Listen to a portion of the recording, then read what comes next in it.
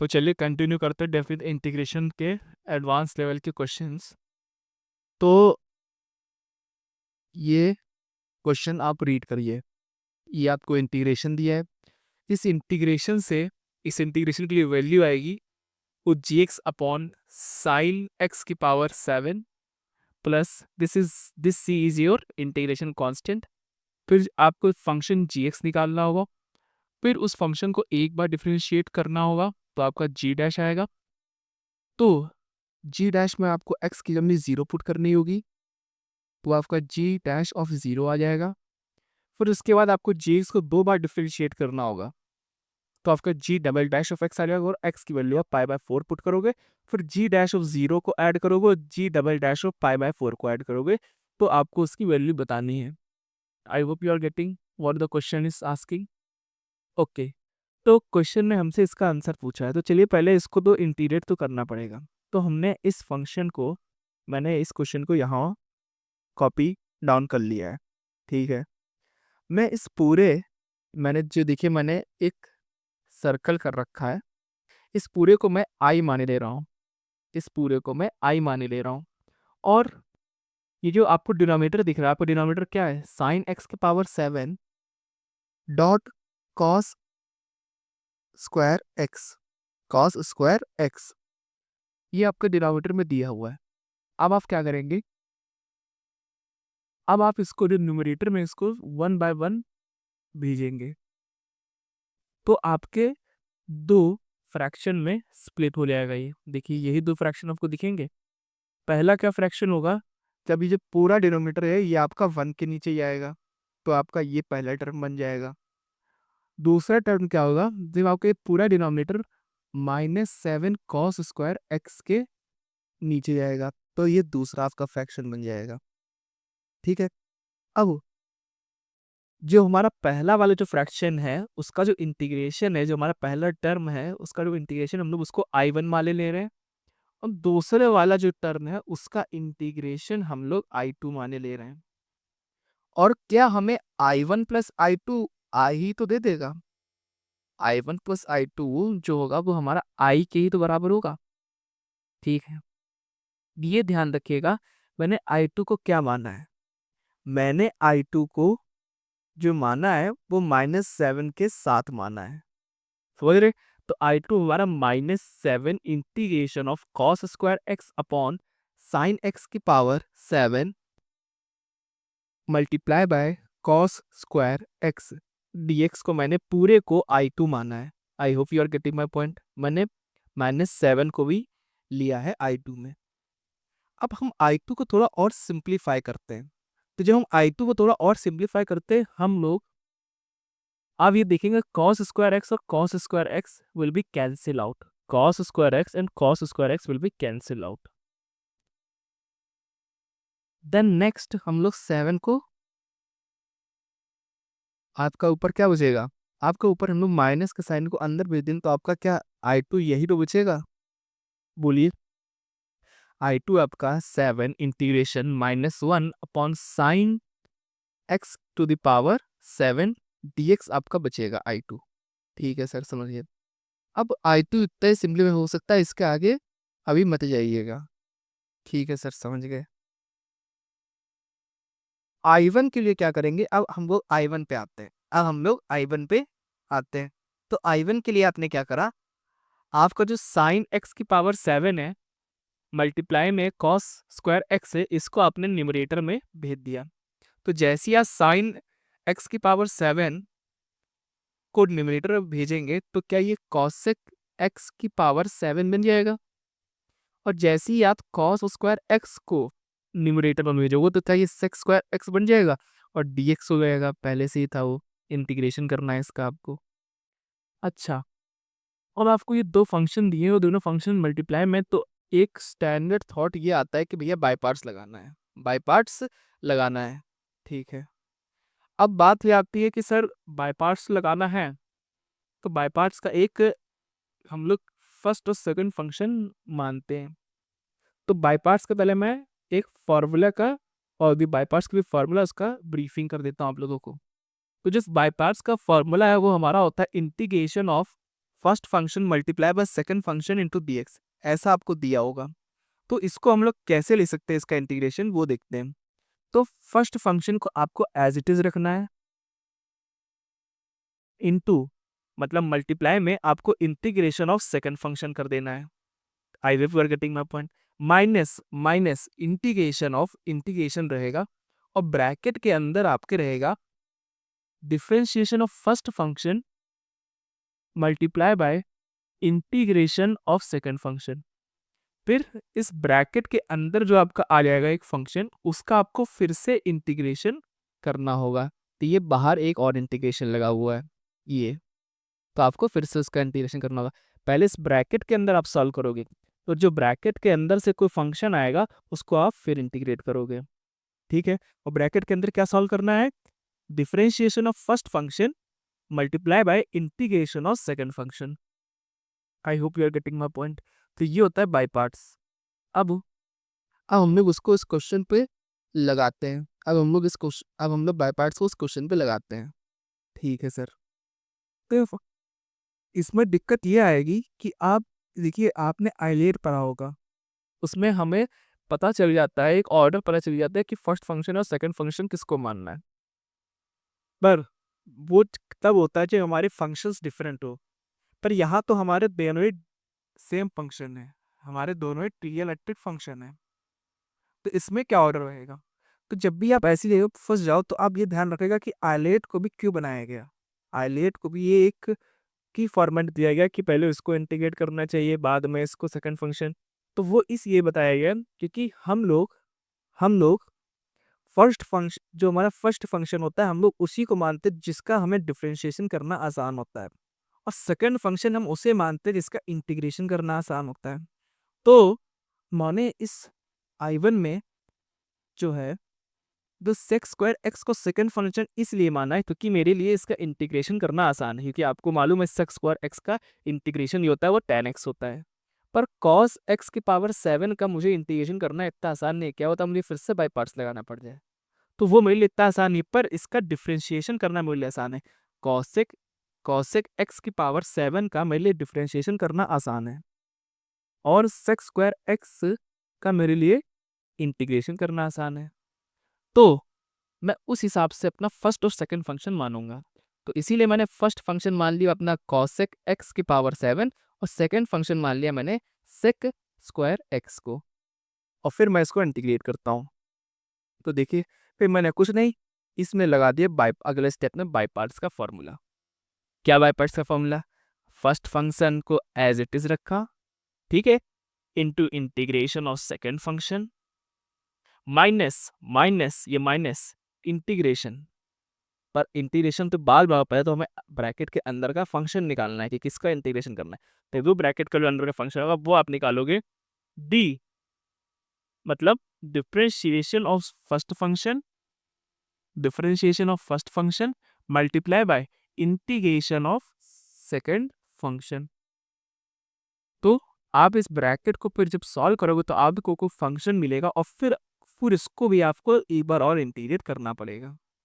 So that how it works, ठीक है, समझ गया सर।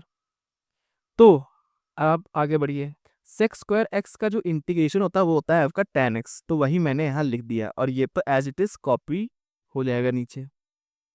और कॉसेक एक्स की पावर 7 का आपको डिफरेंशिएशन मालूम होना चाहिए, क्या होगा, पावर 7 नीचे उतर आएगी, पावर 7 नीचे आ जाएगी, और कॉसेक कॉसेक एक्स की पावर 6 बचेगा, और कॉसेक एक्स का हमने फिर से डिफरेंशिएशन करेंगे तो वो क्या आ जाएगा, माइनस का cosec x into cot x.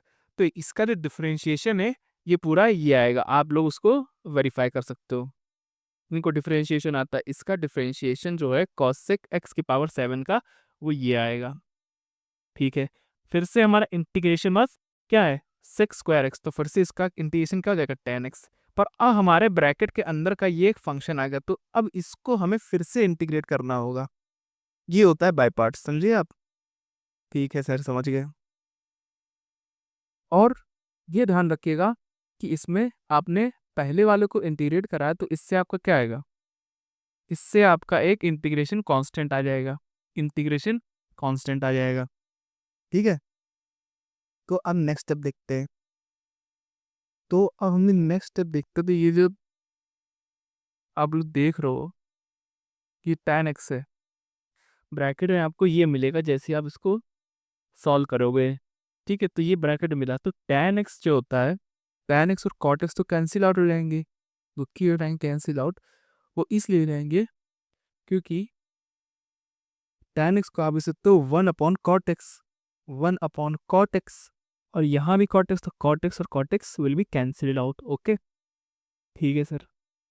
उसके बाद अगर आप देखो तो आपका सिर्फ क्या बचा हुआ है, आपका ये जो cosec x है ये इसके साथ मल्टीप्लाई में आ जाएगा, पे क्या बना देगा, cosec cosec x की पावर 7 बना देगा, और ये वाला जो माइनस का साइन है ये इसके साथ कंबाइन होके पॉजिटिव बना देगा।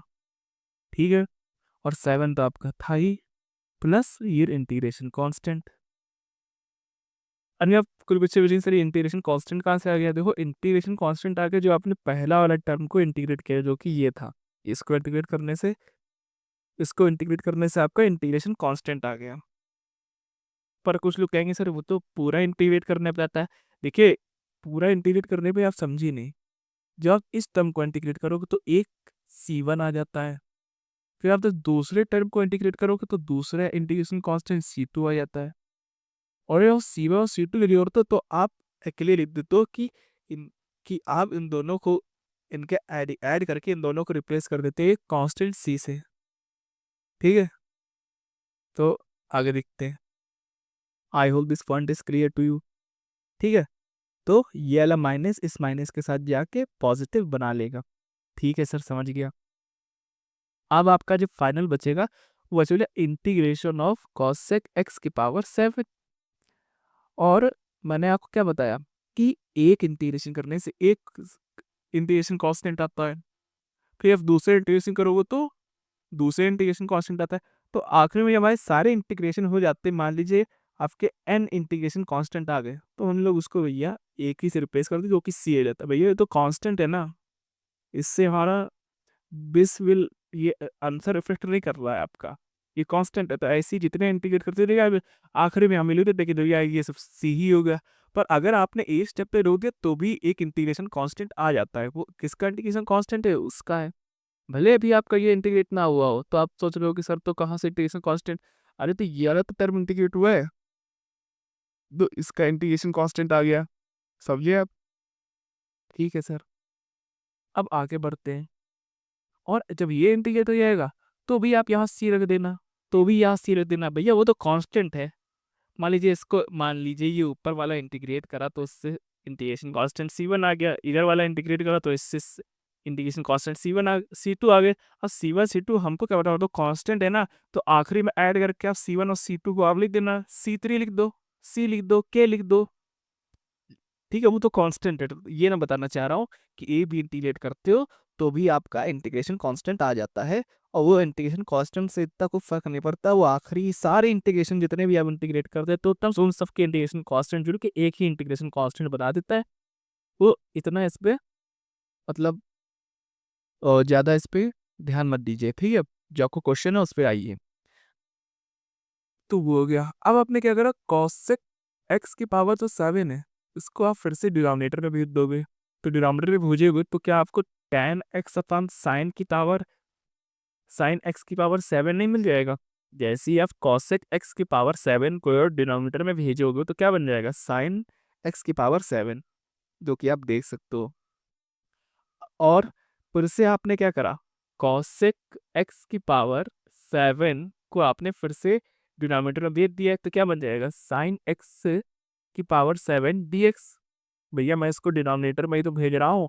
तो cosec का रेसिप्रोकल क्या होता है, साइन x। cosec x का रेसिप्रोकल क्या होता है, साइन x। cot x का रेसिप्रोकल क्या होता है, बोलिए। cot x का रेसिप्रोकल क्या होता है, 1/tan x। ठीक है, तो 1/tan x is equal to cot x ही होता है। cosec x is equal to 1/sin x। तो ये सब आपको माइंड में होना चाहिए, तो वही मैंने यहाँ कर दिया। मैंने इसको लिख दिया, मैंने इसको साइन x में कन्वर्ट कर दिया। तो मैं क्या कैसे कन्वर्ट करूँगा, मैं इसको कहाँ भेज दूंगा, डिनोमिनेटर में भेज दूंगा। जैसे डिनोमिनेटर में भेजूंगा तो ये किस में बदल जाएगा, ये हमारा साइन में बदल जाएगा। तो क्या देते हैं, साइन एक्स की पावर 7 आ जाएगा। ठीक है, तो ये आपको दिख रहा है। आई होप कि अभी तक आपको हर एक स्टेप क्लियर होगा। ठीक है, फिर ये जो हमारा पूरा टर्म है इसको हम लोग लेफ्ट हैंड साइड ले आते हैं, तो माइनस का एक्स साइन आ जाएगा और ये इंटीग्रेशन 1/sin एक्स की पावर 7 I1, तो आपको क्या बन जाएगा, I1 minus 7 integration of 1/sin x की पावर 7। अच्छा, ये आपको ऊपर आप देखोगे तो ये किसकी तरह आपको दिख रहा है, आप थोड़े स्टेप ऊपर चलोगे तो ये आपको इसकी तरह दिख रहा है, I2 की तरह, I2 प्लस I1 की तरह। I1 तो आपको पहले से ही था जिसको आप इंटीग्रेट कर रहे थे, और I2 की तरह ये बन गया। देखिए ये आपका I2 ही तो है, कहाँ गया, हाँ ये आपका I2 ही तो है, पूरा -7 के साथ। ऊपर ही मैंने -7 के साथ लिया, तो क्या आपका ये I जो है वो I1 प्लस I2 ही तो था। तो मतलब ये आपका पूरा इंटीग्रेशन ही निकल आया, मतलब यही आपका I है। इसका इंटीग्रेशन जो पूछ रहा था वही ये है, तो वही ये बन गया। बन गया ना, क्लियर है, I have every point is clear. ठीक है, कुछ नहीं करना, I1 तो था, आप I1 को इंटीग्रेट कर रहे थे, आपका ये टर्म आ गया I1 में, आपने इसको लेफ्ट हैंड साइड क्या कर दिया, शिफ्ट भेज दिया। जैसे आपने इसको लेफ्ट हैंड साइड देखा, आपने देखा ये I1 माइनस जो समथिंग है, ये समथिंग जो बन रहा है that is 7 integration of 1/sin x की power 1/sin x to the power 7, है ना। ये जो बन रहा है आपका, ये क्या है, ये आपका I2 ही है, तो ये I1 हो गया और ये आपका क्या हो गया, ये आपका ये पूरा टर्म जो है ये आपका I2 हो गया, I2 हो गया। ठीक है, ये पूरा टर्म माइनस के साथ, -7 के साथ ये पूरा टर्म I2 हो गया। तो क्या बन जाएगा, I1 प्लस I2 ही तो बन जाएगा, और यही तो आपका I है। I1 प्लस I2 ही तो आपका I है, यहाँ देखिए लिखा हुआ है। तो आपने इंटीग्रेशन करा दिया, आप I1 को सॉल्व करे तो और आपको I मिल गया। तो this is the way how you solve. तो सर कहेंगे तो हाउ विल, हमें कैसे पता चलेगा, तो ये आपको क्वेश्चन प्रैक्टिस से पता चलेगा, इसलिए ये नॉर्मल क्वेश्चन नहीं है, इनमें आपको थोड़ा थिंकिंग लेवल आपका लगेगा, है ना। तो चलिए अब समझिए, तो ये हो गया आपका आई। ठीक है, सीखने का फेस रखिए, ये नहीं कि सर नहीं हो रहा है, नहीं हो तो सीखिए। आपने सीख लिया है, तो अब आपसे अगर इस टाइप का कोई क्वेश्चन आए तो उसमें एक इस मेथड को भी आप दिमाग में रखेंगे। ठीक है, और बाकी सब तो था आपके right hand side. Right hand side आपको क्या बच गया, tan x upon sine x की पावर 7 प्लस इंटीग्रेशन कांस्टेंट, जो कि मैंने इधर लिखा हुआ है। और ये पूरा आपका क्या बन गया, ये बन गया आपका I, क्योंकि I क्या है, I1, और ये पूरा आपका I2, तो ये होएगा I1 plus I2। I hope you are getting my point. अब इसको आपको कह रहा है कि जो आपका आई आया है इसको आपको इस टर्म से कंपेयर करना है, जो कि आपका gx अपॉन साइन एक्स की power 7 plus here integration constant. देखिए इससे तो कंपेयर करने कह रहा है, तो आपने आई निकाल लिया। अब इसको बस आप कंपेयर कर दो, तो आई आपका ये आ गया, ये आपका आई तो है, that is your integration of your question. उसको कह रहा है इससे कंपेयर कर दो, तो इससे वैसे हम कंपेयर करोगे तुमको gx की वैल्यू क्या मिल जाएगी, gx की वैल्यू tan x ही तो मिल जाएगी। तो बस tan x आपको gx मिल गया। फिर आपसे वही कह रहा है कि gx का एक बार डिफरेंशिएट करो भी gx को, और g को 2 बार डिफरेंशिएट कर दो। एक बार डिफरेंशिएट करोगे तो g डैश x रहेगा, 2 बार डिफरेंशिएट करोगे तो g डबल डैश x आ जाएगा। तो जब मैं tan x को एक बार डिफरेंशिएट करता हूँ तो g डैश x क्या आ जाएगा, tan x का डिफरेंशिएशन क्या होता है, sec स्क्वायर x होता है।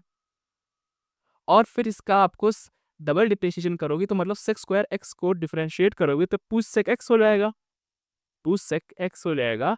उसके बाद sec x का डिफरेंशिएशन करोगे तो sec x का डिफरेंशिएशन क्या होता है, sec x tan x होता है। तो लो मैंने लिख दिया है, तो ये आपका डबल डिफरेंशिएशन हो जाएगा gx का, है ना। I hope you are getting my point. फिर जब आपने g डैश x और g डबल डैश x निकाल लिया तो उसमें आपको x क्लियरली 0 पुट कर देनी है, क्योंकि वो आपसे क्या पूछ रहा है, वो आपसे क्वेश्चन में पूछ रहा है g dash of 0 plus g double dash of π/4। तो बस आपको x की वैल्यू g डैश में 0 रखनी है, g डबल डैश में आपको x की वैल्यू π/4 रखनी है।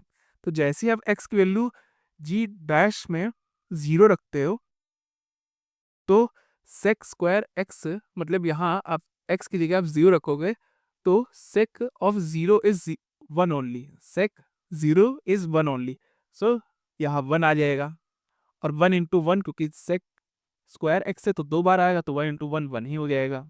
उसके बाद जी डबल डैश में आपको एक्स रखना है पाई बाय 4, तो आपने पाई बाय 4 रख दिया। अच्छा, सेक सेक ऑफ पाई बाय 4 क्या होता है? सेक पाई बाय 4 क्या होता है? √2 होता है। तो 2 तो पहले से था, वो 2 ये आ गया। सेक ऑफ पाई बाय 4 ये √2 आ गया।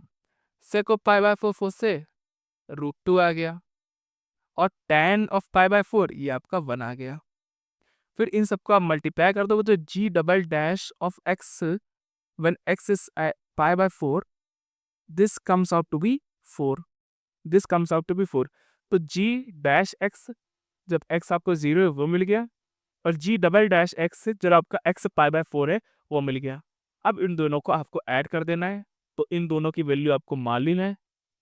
इसकी वैल्यू है आपकी 1 और इसकी वैल्यू आपकी 4, तो 4 + 1 that is your 5 and this is your final answer. तो देखिए क्वेश्चन थोड़े बड़े हैं, थोड़े ट्रिकी हैं, तो इसलिए थोड़ा टाइम लगता है क्योंकि मैं हर एक कैटेगरी ऑफ स्टूडेंट को एक्सप्लेन कर रहा हूँ। ठीक है, अगर आप चाहे तो आप इसको 1.5x या 1.75x पे देख सकते हो। ठीक है, तो चलिए नेक्स्ट क्वेश्चन पे चलते हैं। तो नेक्स्ट क्वेश्चन रीड करते हैं। तो नेक्स्ट क्वेश्चन आप देख सकते हो, ये इंटीग्रेशन I1 आपको दे रखा है, इसको आपको इंटीग्रेट करना है, और आपको एक I2 दे रखा है, इसको आपको इंटीग्रेट करना है। ठीक है, और फिर इन दोनों को इंटीग्रेट करके I1 + I2 निकाल लेना है। आई होप आपको क्वेश्चन समझ में आ गया होगा। तो I1 को देखते हो, तो I1 आप देखेंगे तो मैंने यहाँ पे क्वेश्चन नोट डाउन कर लिया है। क्वेश्चन क्या कह रहा है? इंटीग्रेशन हाफ से 2 तक x की पावर 2012 - 1 अपॉन x की पावर 2014 + 1 dx का हमें इंटीग्रेशन करना है। तो आपको ये ध्यान रखना है कि इन सवालों को करना कैसे है। तो ये अगर आपको, जैसे मैंने यहाँ लिख रखा है स्टैंडर्ड फॉर्मेट, यानी कि अगर आपको कभी भी इंटीग्रेशन में आपको लोअर लिमिट जो भी दिखे, मान लीजिए 1/a है लोअर लिमिट, तो जो आपकी अपर लिमिट होगी वो उसका रेसिप्रोकल अगर आपको दिखे लिमिट में, तो आपको ये मेथड ध्यान रखना है कि आपको put x is equals to 1/t आपको कर देना है। आई होप कि आपको समझ में आ गया होगा। क्या करना है? अगर आपको लोअर लिमिट मान लीजिए 1/a है, लोअर लिमिट मान लीजिए आपकी 1/a है, ठीक है सर, और उसकी जो अपर लिमिट है वो क्या है? वो आपकी उसका रेसिप्रोकल है नीचे लोअर लिमिट का। तो आपको क्या सोचना है कि आपको x को 1/t से रिप्लेस कर देना है। I hope you are getting my point. जैसे हम लोग कुछ एग्जाम्पल लिखते हैं इस फॉर्मेट के, देखिए मैंने एग्जाम्पल लिख रखा है।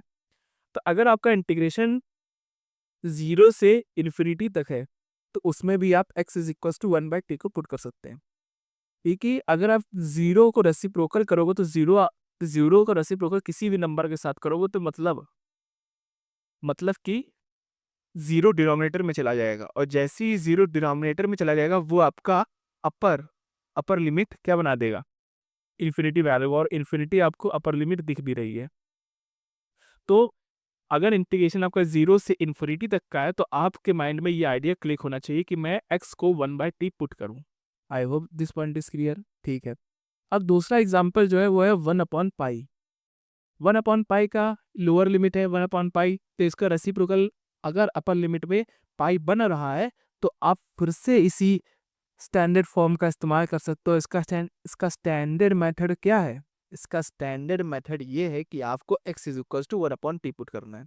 जैसे कि आपको क्वेश्चन में भी दिख रहा होगा, आपको जो लिमिट दे रखी है वो 1/2 से 2 तक की दे रखी है। ठीक है सर, तो अगर वो लिमिट आपकी 1/2 से लेके 2 तक की है इंटीग्रेशन की, तो 1/2 का रेसिप्रोकल है, तो आपको अपर लिमिट में दिख रहा है, लोअर लिमिट में 1/2 है, और उसी का रेसिप्रोकल क्या होता है 2, तो वो आपको अपर लिमिट में दिख रहा है। मतलब कि मैं इस क्वेश्चन में भी x is equal to 1/t put कर सकता हूँ। So that is the process you have to think. तो चाहिए मैंने पुट कर दिया x is equal to 1/t, x is equal to 1/t मैंने पुट कर दिया। तो नेक्स्ट स्टेप में मैंने ऐसा कर दिया, आप लोग देख सकते हैं कि ये मेरा नेक्स्ट स्टेप रहा। मैंने इस पूरे, ठीक है, अब अगर मैं x को 1/t पुट करता हूँ तो जरा आप इधर देखिए, जिधर मैं फोकस कर रहा हूँ, तो x is equal to 1/t, तो dx आपका माइनस dt/t² हो जाएगा। बोलिए, दोनों साइड अभी आप डिफ्रेंशिएट करोगे तो दोनों साइड आप डेरिवेटिव लोगे या डिफ्रेंशिएट करोगे तो dx is equals to minus का dt/t² हो जाएगा। मतलब जहाँ dx होगा, क्या मैं उसको माइनस के dt/t² से रिप्लेस कर सकता हूँ? बिल्कुल कर सकता हूँ। तो वही मैंने किया है, तो वही मैंने किया है। तो मैंने क्या कर दिया, जहाँ जहाँ मेरा x था वहाँ वहाँ तो मैंने 1/t से रिप्लेस कर दिया है। तो न्यूमरेटर में क्या बन जाएगा, 1/t की पावर 2012 माइनस 1। पर डिनोमिनेटर में क्या बन जाएगा, जैसे आप 1/x को 1/t से रिप्लेस करोगे, 1/t to the power 2014 plus 1, ये आपका डिनोमिनेटर बन जाएगा। और जहाँ dx था वो आपने निकाल लिया डेरिवेटिव लेके कि dx जो है आपका माइनस का dt/t² है, तो आपने क्या कर दिया, dx को माइनस का dt/t² पुट कर दिया। क्लियर? अब क्वेश्चन आपका बन चुका है आसान, अब उसको हम लोग सॉल्व करेंगे। ध्यान रखिए, आपको क्वेश्चन से सीखना है। अगर अब ऐसा ही आपको कहीं क्वेश्चन दिखे तो उसमें ये अप्रोच आपके माइंड में क्लिक होना चाहिए। ठीक है, ये जो आपको सेशंस मिल रहे हैं, ये आपके इलस्ट्रेशंस आपके आपके माइंड को शार्प कर रहे हैं, नए मेथड बता रहे हैं। ठीक है, अब देखिए क्या कर रहे हैं हम लोग। तो इससे डिमोटिवेट नहीं होना है, इससे आपको सीखना है। अब हमने क्या कर दिया है कि हमने प्रॉपर्टी लगाई है। प्रॉपर्टी कौन सी?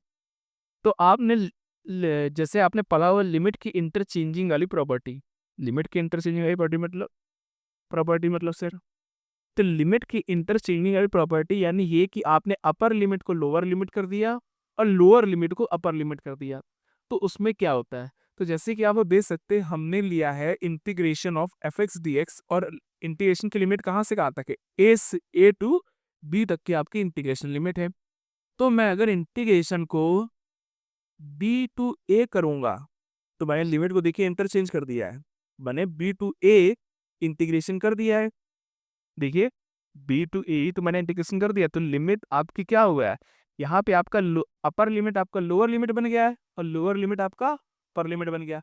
तो आपको ये ध्यान रखना है, जब भी आप ऐसा करोगे तो आपके में एक एडिशनल माइनस साइन लगाना होगा, बाकी सब सेम रहेगा। बाकी सब सेम रहेगा, आपके एक एडिशनल माइनस साइन लगाना होगा। This is a property of different integration when you are interchanging the upper and lower limit. Okay, तो बाकी सब आपका सेम यानी fx dx ही रहेगा। और ये हम लोग प्रॉपर्टी लगा रहे हैं I1 पे, ये प्रॉपर्टी हम लोग लगा रहे हैं I1 पे। क्लियर है? बोलिए। ठीक है, अब अगला स्टेप देखिए। तो यहाँ पे हमने वही प्रॉपर्टी लगा दी, आप लोग देख सकते हो लिमिट हमने इंटरचेंज कर दी। पहले लिमिट थी आपकी 2 से हाफ की, अब लिमिट क्या हो गई हाफ से 2 की। तो मैंने क्या, तो अब मैं क्या करूँगा, एक माइनस का साइन और एक्स्ट्रा लगा दूंगा, एक माइनस का साइन और एक्स्ट्रा लगा दूंगा। और एक माइनस का साइन आपका ऑलरेडी था माइनस का dt/t² के साथ। तो क्या ये दोनों माइनस के साइन आपस में कंबाइन होकर पॉजिटिव बना देंगे? चलिए, क्या ये दोनों माइनस के साइन आपस में कंबाइन होकर पॉजिटिव बना देंगे?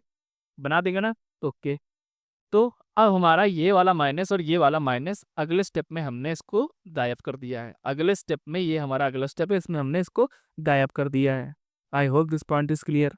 ठीक है, आगे चलते हैं, आगे चलते हैं। तो आगे आपको ये हाँ, तो अब ये जो हमारा न्यूमरेटर है और ये हमारा डिनोमिनेटर है, ये हमारा न्यूमरेटर है और ये हमारा डिनोमिनेटर है। तो हम लोगों ने न्यूमरेटर को सॉल्व करा है और डिनोमिनेटर को सॉल्व करा है। तो देखिए ये मैंने इधर दिखा रखा है कि कैसे सॉल्व करा है। मैंने यहाँ एलसीएम लिया है, तो जब मैं न्यूमरेटर का एलसीएम लूंगा तो क्या ये बनेगा, देखिए यही मैंने न्यूमरेटर का एलसीएम लिया है यहाँ पे, और यहाँ पर मैंने डिनोमिनेटर का नीचे एलसीएम दिया है। I hope this point is clear. ठीक है, तो t की पावर 2014 और t की पावर 2012 यहाँ पे आ जाएंगे। ये इसका नेक्स्ट स्टेप है, ये इसका नेक्स्ट स्टेप है, आप लोग देख लीजिएगा।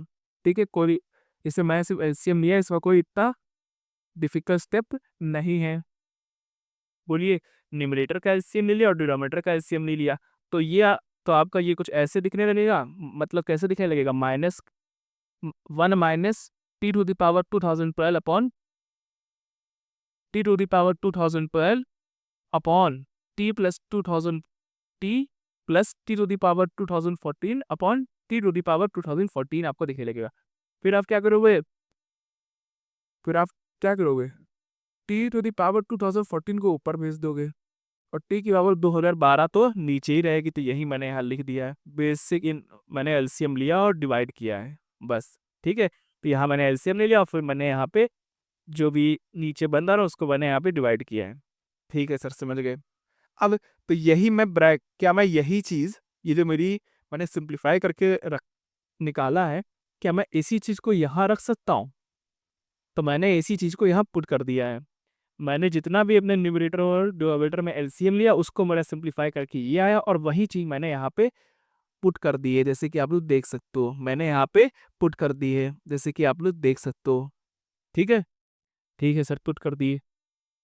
अब टी की पावर 2014 और टी की पावर 2012 जो था आपका, ये आपस में कैंसिल आउट हो जाएगा और आपका क्या बचेगा, टी की पावर 2 बचेगी, टी की पावर 2।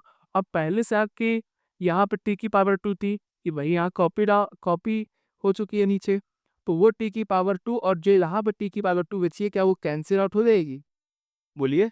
अरे टी की पावर 2014 डिवाइडेड बाय टी की पावर 2012, अगर हम दोनों को डिवाइड कर लें तो क्या आएगा, टी स्क्वायर आएगा। और टी स्क्वायर पहले से ही था डिनोमिनेटर में, तो टी स्क्वायर कैंसिल आउट हो जाएगा, मतलब कि ये इतना पूरा टर्म कैंसिल आउट हो गया आपस में। बोलिए, ये पूरा टर्म आपस में कैंसिल आउट हो गया, तो बचेगा क्या आपका, सिर्फ इतना टर्म आपका बचेगा जो मैंने रेड से हाईलाइट कर दिया है। सिर्फ इतना टर्म आपका बचेगा जो मैंने रेड से हाईलाइट कर दिया है। क्लियर? ठीक है, अब आगे चलते हैं। तो जो अब हम फिर नेक्स्ट प्रॉपर्टी लगाएंगे। नेक्स्ट प्रॉपर्टी क्या होती है, देखिए हमसे जो क्वेश्चन में पूछ रहा है वो सब एक्स के टर्म्स में पूछ रहा है।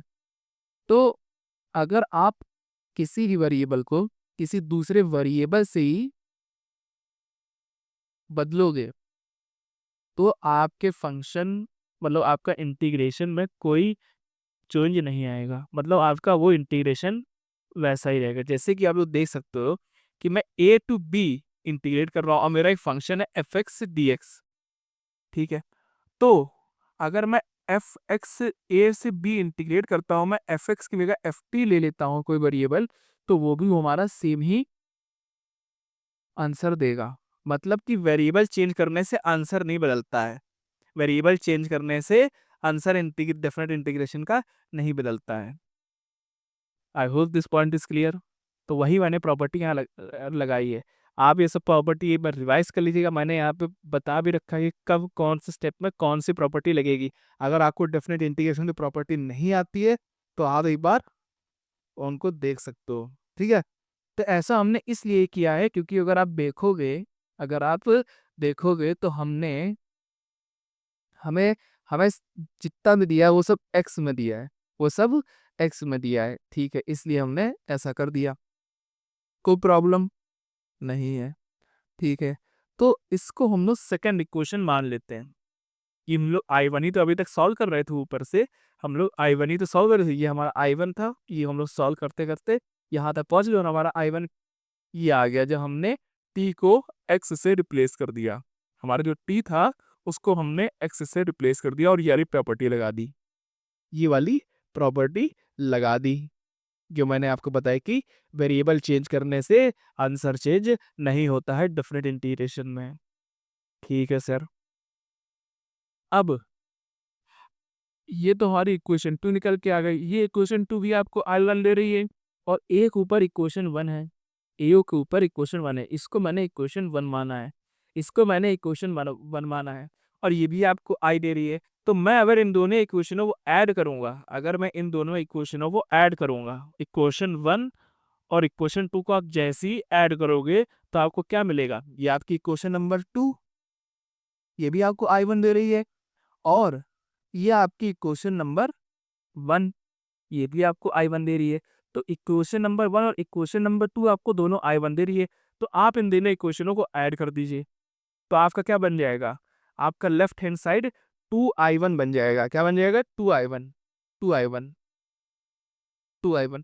और राइट हैंड साइड जैसे ही आप टर्म्स को ऐड करो, ये जो टर्म्स आ रहे हैं आपके राइट हैंड साइड i1 के इक्वेशन नंबर 2 में, ये जो टर्म है इक्वेशन नंबर 2 में i1 में जो ये टर्म है, ये इक्वेशन नंबर 1 के, ये जो इक्वेशन नंबर 1 है उसमें जो i1 की टर्म्स है उससे कैंसिल आउट हो जाएंगे। तो आपका क्या बन क्या जाएगा? आ का बन के आ जाएगा 0। तो i1 आपका क्या आ गया? 0। बोलिए क्लियर है? तो i1 आपका क्या आ गया? 0। आई hope this point is clear. तो आपका i1 सॉल्व हो चुका है, उसकी वैल्यू 0 आ गई, उसकी वैल्यू 0 आ गई। तो ये होते हैं प्रॉपर्टीज के को कैसे इस्तेमाल करना है। अभी तक आपने भी वेरिएबल चेंज वाली प्रॉपर्टी को अच्छे तरीके से नहीं इस्तेमाल किया होगा, पर जब हम देख रहे हैं कि अगर वेरिएबल चेंज करने से हमारे क्वेश्चन पे कोई इफेक्ट नहीं पड़ता है, तो हम लोग कर देंगे चेक वाली और वेरिएबल चेंज वाली प्रॉपर्टी लगा देंगे। पर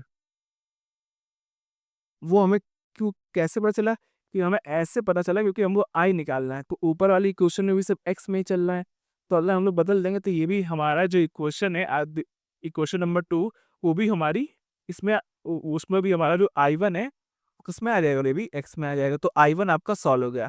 i1 सॉल्व करने के लिए क्या करना है?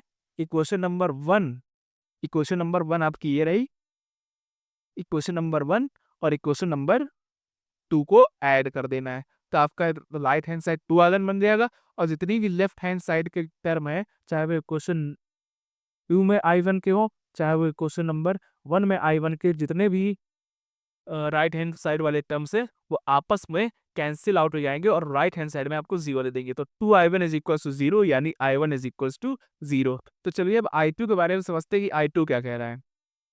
तो i2 आपका इंटीग्रेशन है, आपको लॉग में दे रखा है, और इंटीग्रेशन जो है वो 2 से 4 तक की आपको लिमिट दे रखी है, तो आपको i2 निकालना है। तो चलिए i2 निकाल लेते हैं।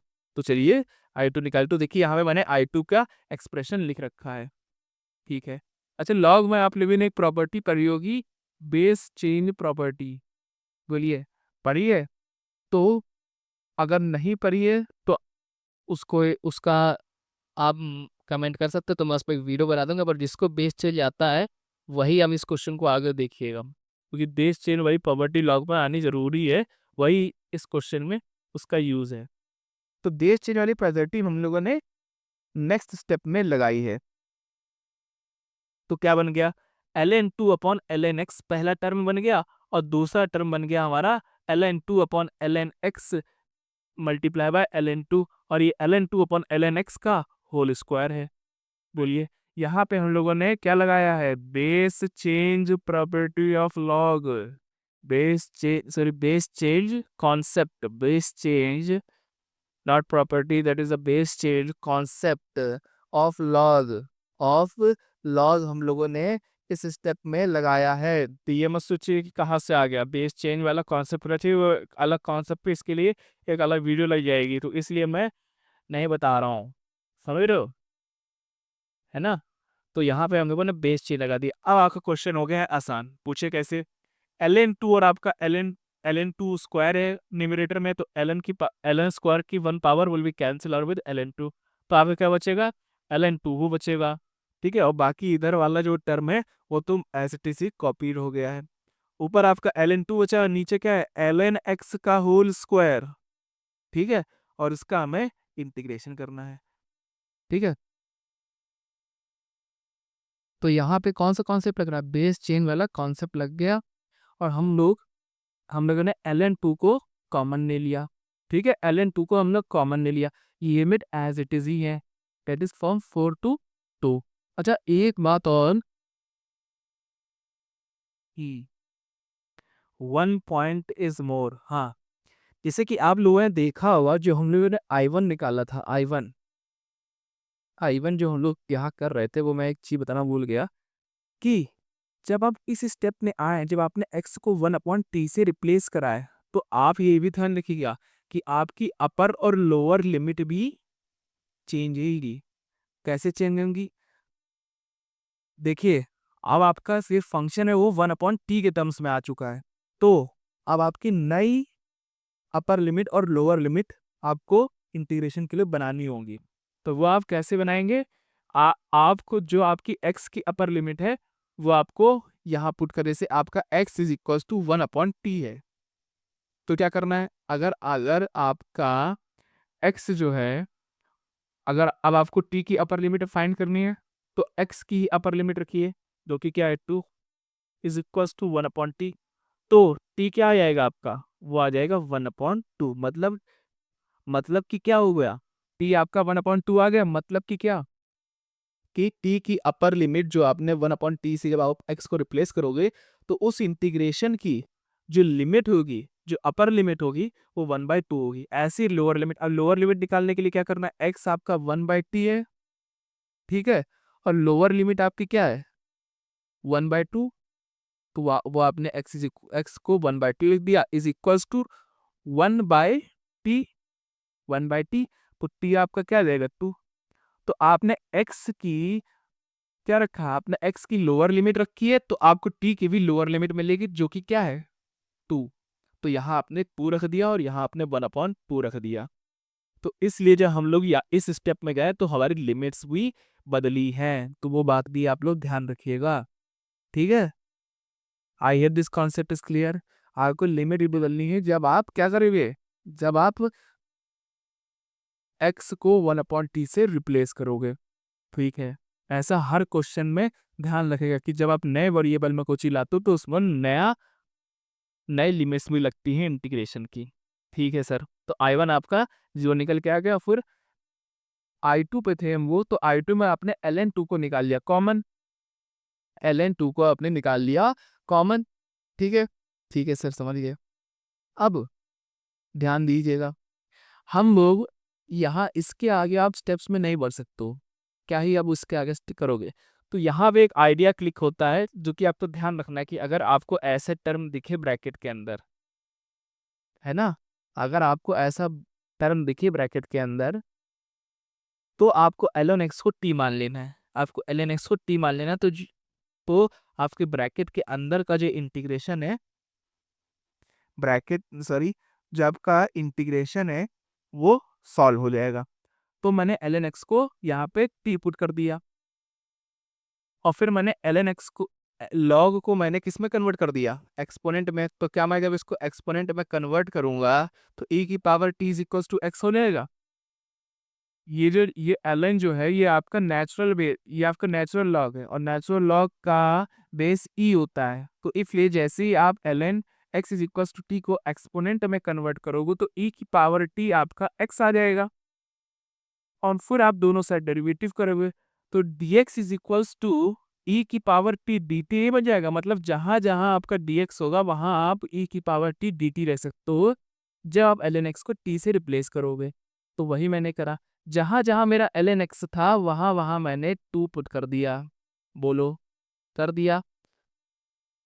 तो अगर ln x को यहाँ t पुट करेगा तो ये ln ये 1/t रहेगा, और जहां आप ln x को फिर से t पुट करोगे 1/t² हो जाएगा।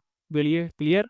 तो जहां जहां ln x था वहां वहां मैंने t पुट कर दिया, और जहां dx था वहां मैंने e की पावर t dt पुट कर दिया, e की पावर t dt पुट कर दिया। बाकी आपका ln2 बाहर था। अब ध्यान दीजिएगा कि आपकी लिमिट भी बदलेंगी। मैंने क्या कहा था, I1 के लिए मैंने क्या कहा था कि ये आप एक नया वेरिएबल रिप्लेस करते हो तो एक नई लिमिट्स भी लगती हैं, नई लिमिट्स भी लगती हैं।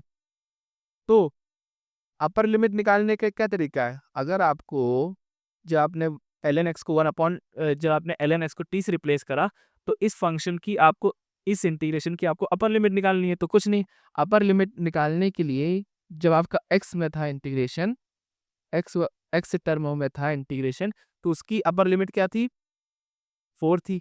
तो आपने यहाँ ln4 रख दिया, अब वो आप इज इक्वल टू टी हो गया। तो मतलब ln4 जो है आपकी अपर लिमिट है, क्योंकि आपने x की अपर लिमिट रखी है। उसके बाद आप टू रखोगे लोअर लिमिट फाइंड करने के लिए, क्योंकि आपने ln x को t पुट कर दिया। तो जैसे ही आप t रखोगे x को, तो आपका ln2 t हो जाएगा, ln2 is equal to t। तो ये आपकी क्या रहेगी लोअर लिमिट। तो वही मैंने लिख दिया ln2 और ln4, ln2 आपकी लोअर लिमिट और ln4 आपकी अपर लिमिट। समझ गए कि आपको लिमिट भी बदलनी होगी। ठीक है सर, आगे बढ़ते हैं। और आप देखिएगा ई की पावर टी डी टी तो आ गया था, ये किसके लिए तो आया था, ई की पावर टी डी टी, ये आया था आपके डी एक्स के प्लेस पर, आपने डी एक्स को ई की पावर डी टी से रिप्लेस कर दिया, ठीक है।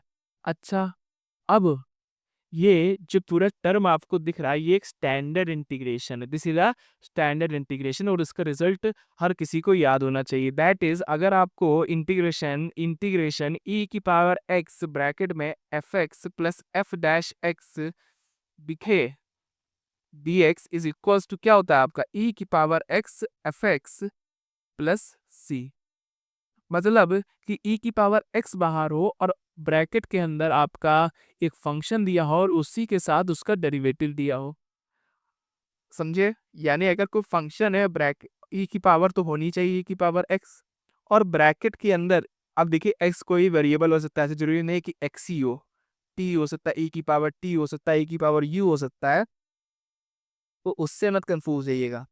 ई की पावर अभी मैं मान रहा हूँ जनरल के लिए, जनरल क्वेश्चंस के लिए ई की पावर एक्स है मान लीजिए, तो अगर आपके ब्रैकेट के अंदर जो टर्म मल्टीप्लाइड है ई की पावर एक्स के साथ, उसमें आपका एक फंक्शन दिया है और उसी के साथ उसका डेरिवेटिव दिया है, तो जब आप उसका इंटीग्रेशन करोगे तो वो ई की power x multiply by f x plus c आ जाएगा, मतलब ई की पावर सिक्स, सॉरी ई की power x into f x आपका आ जाएगा।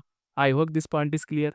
तो वही आपको ये रिजल्ट ध्यान में होना चाहिए। अब देखिए, ये आपकी ई की पावर टी बाहर है और डी टी है, इंटीग्रेशन आपको करना है 1/t minus 1/t square into ई की पावर टी डी टी का करना है।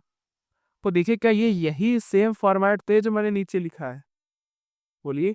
ई की पावर टी बाहर है और एफ एक्स, आप अगर आप एफ एक्स को 1/t मान लोगे तो इसका एफ डैश एक्स भी तो ब्रैकेट के अंदर मौजूद हो, जो कि है माइनस का 1/t स्क्वायर, माइनस का 1/t स्क्वायर भी तो मौजूद है ब्रैकेट के अंदर, तो ये क्या हो जाएगा, तो ये आपका यही स्टैंडर्ड इंटीग्रेशन का फॉर्म बन जाएगा। अच्छा, अगर इनडिफरेंट इंटीग्रेशन होगा तो उसने आपका एक इंटीग्रेशन कांस्टेंट या आर्बिट्रेरी कांस्टेंट आ जाता है, जो कि हम लोगों ने सी ली थी, पर डिफरेंट इंटीग्रेशन में ऐसे सी नहीं आएगा। आई hope this point is clear.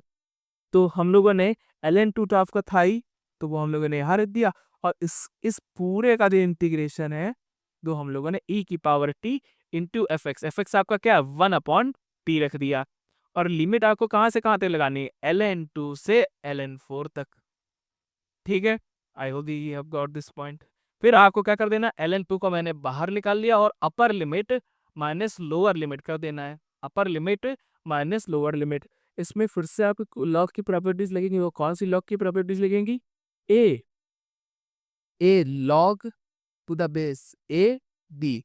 तो अगर आपका ऐसा कुछ दिया, मतलब ए की power log to the base a b दिया है, मतलब अगर ए की पावर में लॉग है और लॉग का जो बेस है वो आपका सेम है, जो आप जिसकी वो पावर है, तो वो आपका बी निकल के आ जाता है, ठीक है।